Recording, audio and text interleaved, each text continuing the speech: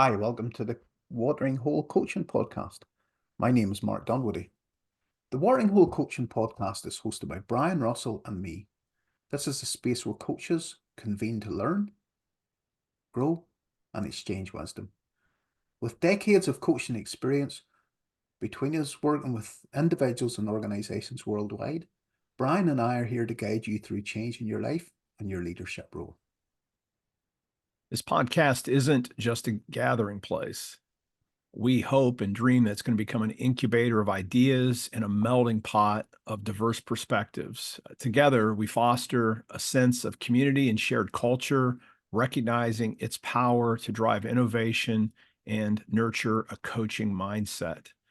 Through our conversations and our shared experiences, we aim to inspire and empower you to reach new heights in your coaching practice and in your personal growth. So come on board and let's embark on this journey of growth and enlightenment together.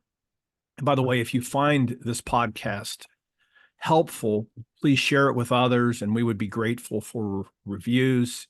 If you want to reach out to us personally, Mark's website is healthyrhythms.com. And you can find me at brianrussellphd.com. We'll have all of that information in the show notes. Now, today, in this episode, we're going to talk about how uncertainty is your friend. And with that, I'm going to bring Mark in and talk a little bit about how uncertainty plays a role in the coaching process. Yeah, thanks, Brian. We were talking about this just before we recorded this, and we realized we were actually having the conversation, so we started pressing record. But uncertainty plays such a role in the coaching process because really, what coaching is, it's future focused and it's bringing something new to the world that doesn't exist now. When I coach folks, I don't know about yourself, at the end of each call, at the end of each weekend, whatever I'm doing with people, I'll say, what's the smallest insight you have?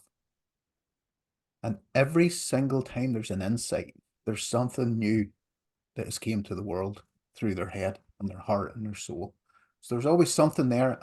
And that means you need to be comfortable. If you're coaching people, if you're leading change, if you're wanting to do change in your own life, you have to be comfortable with uncertainty. You can't innovate perfection. If you're a perfectionist, you're going to find coaching hard. No, I mean, it's so good and so true. And in some way, if you think about it, everything that actually exists in the world is made up. And Yeah, not that it's fake, yeah, but that somebody in their mind thought of something that didn't exist, whether it's a solution, a yeah, book idea, business idea, whatever.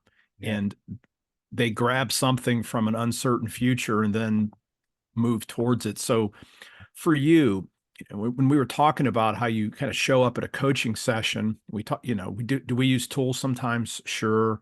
Do we use metaphors sometimes in coaching? Sure. But in a sense, one of the things that you're really good at, Mark, is you just kind of show up and let it happen. So can you talk a little bit about how even uncertainty plays a role in how you do a coaching session? yeah. That's a great question. What I noticed with coaches we're similar, but we're different. So you can do different types of qualifications for coaching, and I have a qualification accreditation system that I can help put people through. However, it does come back to who you are as a person. It comes back to how you're wired as a person. For me, I love uncertainty. I've lived in 5 different countries across the world. In the morning, I could be speaking to someone from Australia, in the evening from Florida. I see all these different cultures. I'm someone from Ireland who speaks very fast and sometimes not make jokes about things I shouldn't make jokes. So I have to keep quiet a lot. So I'm good at keeping quiet and understanding a different perspective. So I think, if the uncertainty part is so essential when I turn up. Um, I I coached people last year, obviously, and I always write notes after, and I think, what could I have done better? And I would say some coaching calls I maybe talk for like 3 minutes in 1 hour, like only 3 minutes to ask questions, and I still talk too much. And that was my biggest insight from last year. Stop talking, Mark. Ask more questions, ask shorter questions, and turn up. be open to what, what's going to happen, be open to where the person is. And I can say, I love to ask you this question as well, but for me, you know, I can never, I can never determine the outcomes of a coaching session. There's a few bits and pieces of work I do. We actually have a syllabus and curriculum for different cohorts that I do. Even those, I always allow space to go, to go off piste. That makes sense. Now, saying all that, I'll always have a boundary to the coaching. I think you should always have a boundary to a coaching conversation. You know the way the river flows in a direction because of its riverbanks. So you should always have a boundary, and I have boundaries, and I use the tools more as a way to help the river keep flowing rather than to bind myself up in a certain tool or a certain way of coaching. And I have been, it does takes a wee bit of experience, and I suppose as you do it a while, like I have great fun. I would go on Zooms with speaking at conferences and so on and just coach someone cold and bring them an insight in 5 minutes. And people will think that's great. But I don't know about you, Brian, but inside, I'm not that calm. I'm still like thinking this might not work, but you trust your experience, you trust the process, you trust that this person you spoke about bringing something new to the world. I love two of my heroes is Walt Disney and Albert Einstein. Albert Einstein helped make sense of what was already here. Walt Disney helped bring stuff to the world that wasn't here already through imagination, creativity. So I think those two characteristics as a culture at play, we help we help make sense of what's already there for the person, and we also help them create and innovate for something new that they can bring to the world. Yeah, so good. And the question I want to ask you about this, and I'll bring some of my own reflections as well, as you hit something really important, because we can say that uncertainty is our friend, and with age comes wisdom. And I think as you age, this may be an overstatement, but I know it's true for the two of us. Yeah, because we're getting We old. we well, we had well, right, right. I mean, we're guys in our 50s, but all I mean by that is when you're younger, you tend to want answers. At some point, if you want a deeper life, you have to let go of the need for answers Yeah. and have more and more space for mystery and uncertainty. So part of growing, I think, as leaders, as coaches, and as entrepreneurs, is you have to be. Your world gets bigger Yeah. by embracing uncertainty and just being okay with it. Now, you did a really nice self-reflection where you talked about, even though you may look like you're calm and okay with not knowing where something's going to go, your insides are a little different. You're feeling some anxiety and stuff. And so here's the question, like, given that, because there's always going to be a little bit of fear, a little bit of anxiety, what are you doing backstage, meaning before you show up to coach, that allows you to invite uncertainty into the coaching dialogue and let go of the control of it? Because it's not like, if you're a control freak, you're Yeah. not going to be able to just jump on a coaching call and let go of everything. So what are you doing backstage that lets you embrace complexity and being okay not knowing where something's going to land? Yeah, I love that. In short, I'm trying to create a posture where I'm not needed. I'm making myself smaller and making the other person more important. I think there's very few places in life where you're going to show up or someone will allow you to show up as yourself. There's all these expectations of who you should be and what you should be and how you should be. I will hold the space, and I will hold the space with lots of silence. I'll also hold the space with the knowledge that I don't know any answers here, and I'm just searching for clues. I'm looking for body language. I'm looking for breath. How the person's breathing. I'm looking for what they're saying, what they're not saying, and I'm also, when I get a bit stuck, I'll ask the question. I'll ask the question that allows them space to reveal something else. So sometimes I'll ask the question, "You seem excited. You seem scared by that," just by acknowledging their body language. So it goes well beyond just the what the person's saying, but it's how they're saying, how their body language is. You can notice even the tone of voice of people, how excited something makes them feel or how draining it might make them feel. You can notice they will dwell on something that is annoying them, or some person that's annoying them a wee bit, and they'll give that person the power. So I just notice all that. But I think it's beforehand, I always take half an hour before I have a coaching conversation. I always just to center myself, just to be in silence, just to think about people, just to pray for them. I have a reflection sheet, so I will have a heads up of what's going on with people. But a lot of folk that I would coach don't even send that anymore. They don't send the reflection sheet to me. They just turn up and say, "Hey, this is where I am," and I suppose the experience and the knowledge gets in there. One thing I will do, which is sorry, one thing that I'm very aware of, and this I'd love to ask you this question back, Brian. There's difference between coaching someone 10 minutes at a seminar on a stage and trying to like demonstrate what coaching is to work with someone for 2 years. The level of depth of intimacy you get with that person, vulnerability, trust, relationship. I wish I could say to everyone, you really need to be coached with someone for at least a year to get the real depth of transformation in your life. And I think that goes back to like, you were dealing with uncertainty and being okay with uncertainty even comes down to us. Like I've coached a lot of people around not replying to text messages straight away, not replying to emails, just not living into this immediacy of the life of the world that we seem to be swimming in at the minute where everything wants to happen quickly. So coaching, yes, coaching, I can bring an insight slowly. And other times I'm thinking, well, it'll take me at least a year to work with this person, and being okay with that, being okay because the person and giving the person the power to be okay, whether it's a 5 minute conversation or a 5 year relationship. So, what about yourself? Like, how do you turn up and like what's going Yeah. on backstage with you?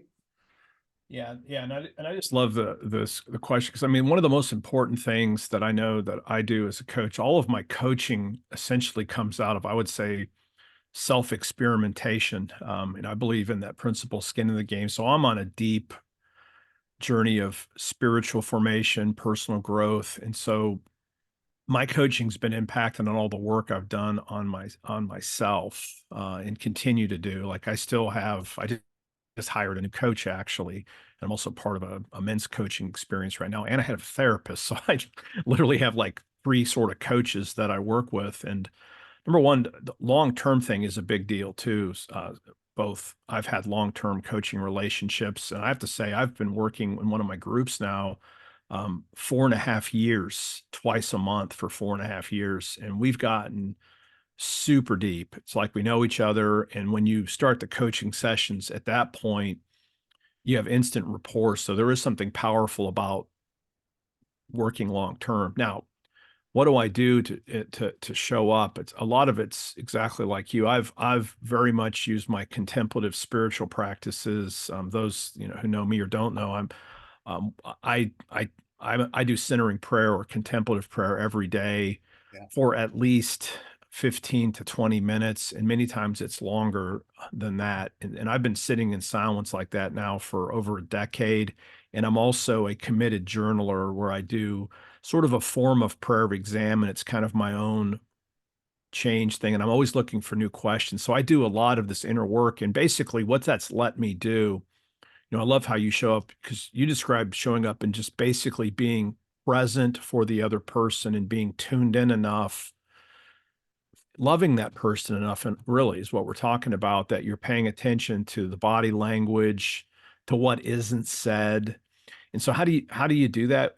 It's by ourselves yeah, learning to be truly present.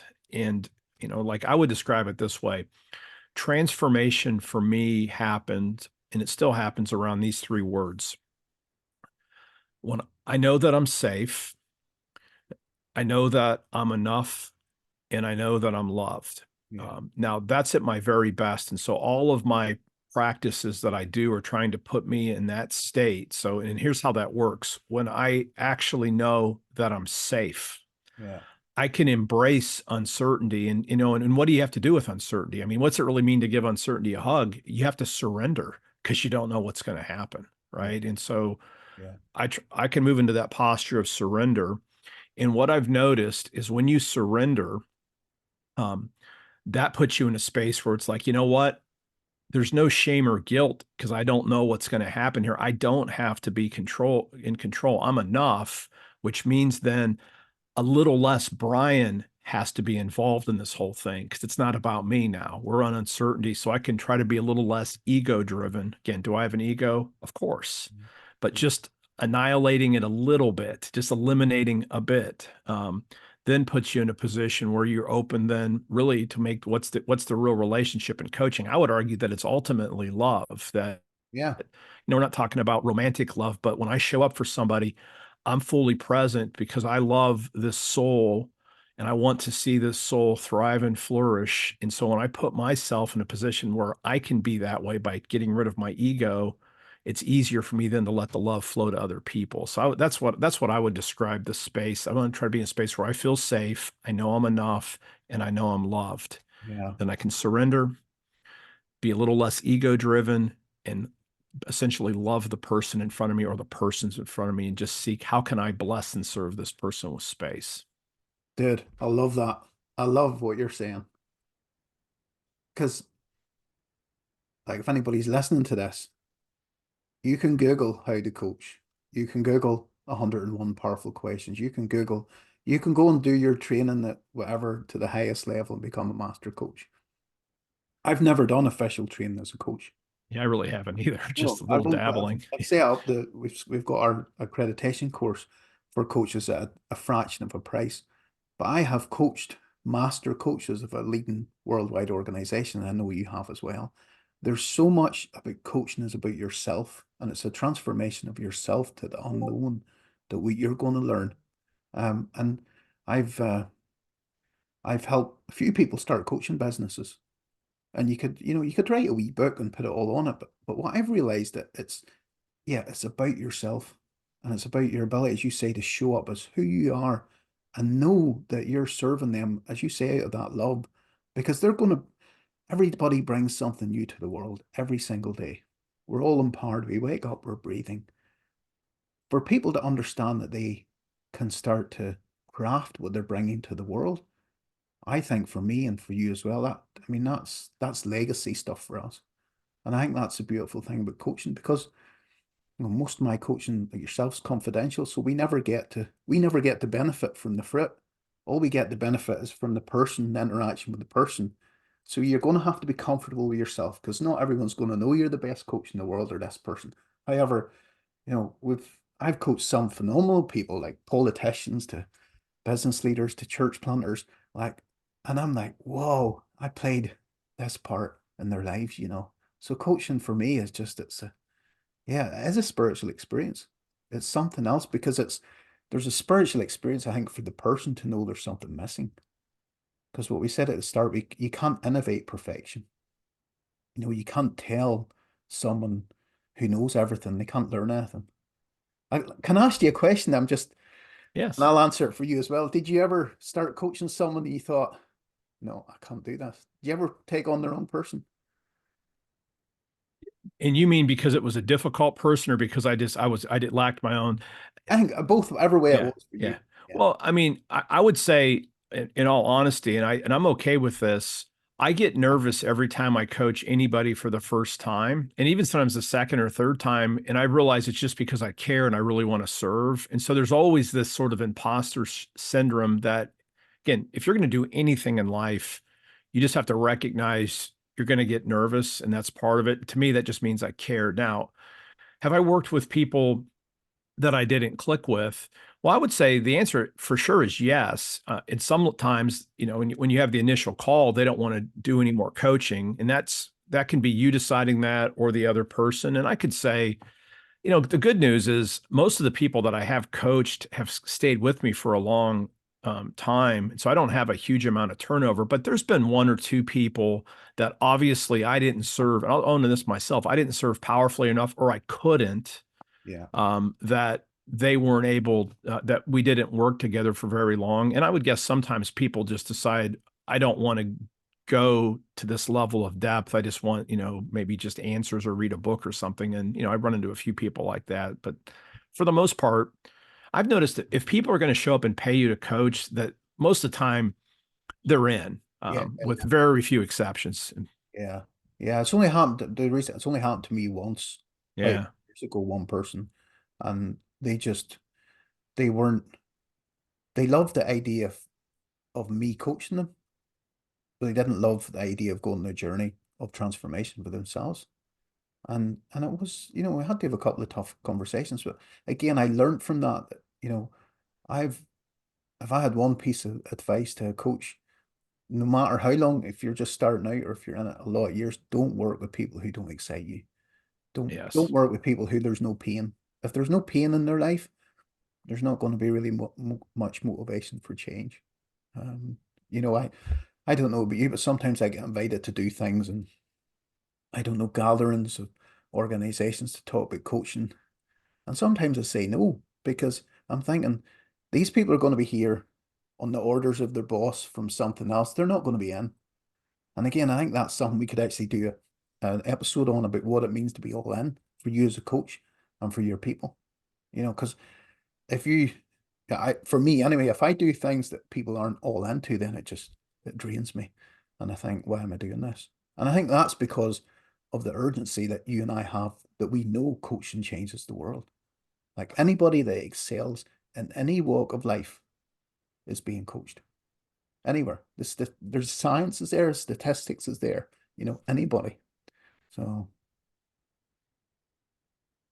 Yeah, and I think we could probably wrap up this conversation. I think that was almost a mic drop there too. And again, I think some of the key takeaways here is moving forward in life, you have to want to grow. You have to want to get to a place where you're able to embrace uncertainty.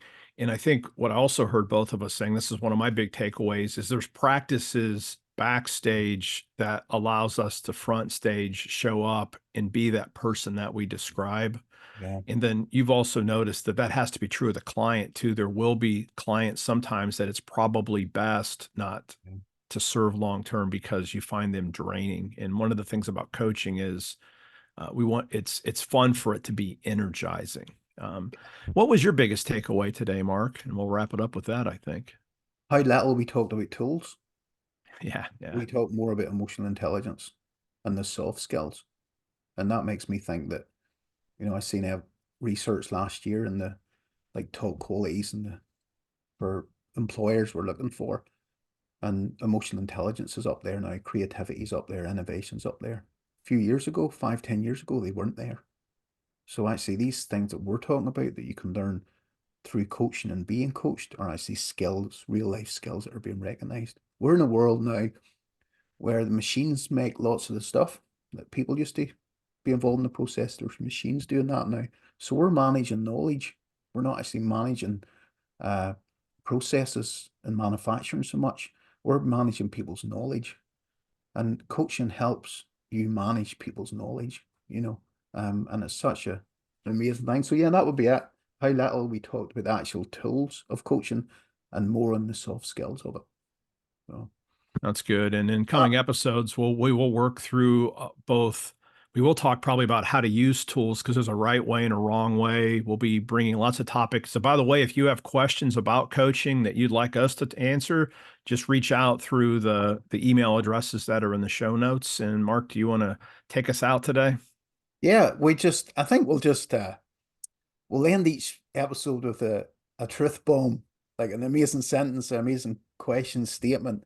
And here's the one for today. All right. Here's a really strong affirmation to change the room, to change the conversation that you're having with someone about change in a few words. What you need to say is, I'm giving you these comments because I have very high expectations and I'm confident you can reach them. I love Boom. that. Boom. Yeah. Right, Brian. Take Yep. care. You too, Mark. Thank you. And everyone, thanks for listening. And we will see you next week. Thank you.